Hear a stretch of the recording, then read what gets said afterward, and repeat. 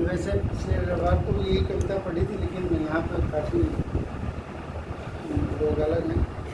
घड़ी किसी को ध्यान में रखते हुए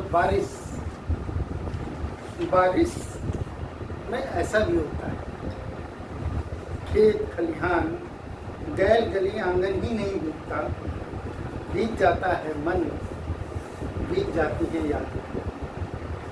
ऐसा लगता है अभी कल ही की तो बात है, मैंने तुम्हें दी थी एक रंग बिरंगी छतरी और तुमने बिना एक पल गंवाए वह छतरी पास में गुजरती हुई एक बच्ची को दे दी, जो बरसात में भीगते भीगते खेल रही थी।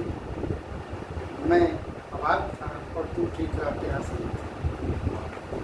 तुमने कहा बारिश केवल धरती को सिंचित करने के लिए नहीं होती, उसे संचित करनी होती है प्रार्थना, उसे सिंचित करना होता है प्रेम।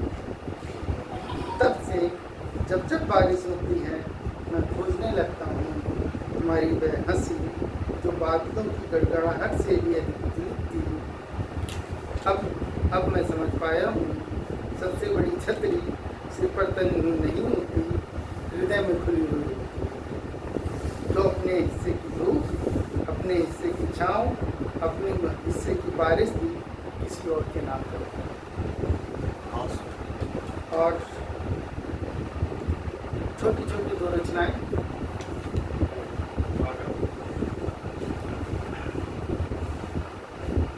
मेरे और तुम्हारे बीच कोई बड़ी गहरी दुर्गम घाटी, मेरे और तुम्हारे बीच कोई दुर्गम बड़ी गहरी घाटी नहीं थी, ना ही कोई विशाल समंदर था और ना ही हिमालय जैसी कोई पर्वतमाला,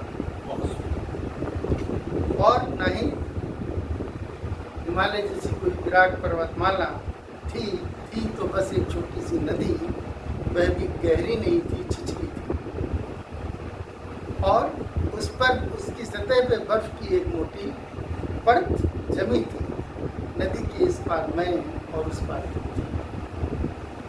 मैं कभी भी नदी के इस पार से उस पार बस चलकर तुम तक आ सकता था, और तुम भी कभी भी नदी के इस पार बस चलकर उस तक आ सकते थे, पर ऐसा नहीं हुआ।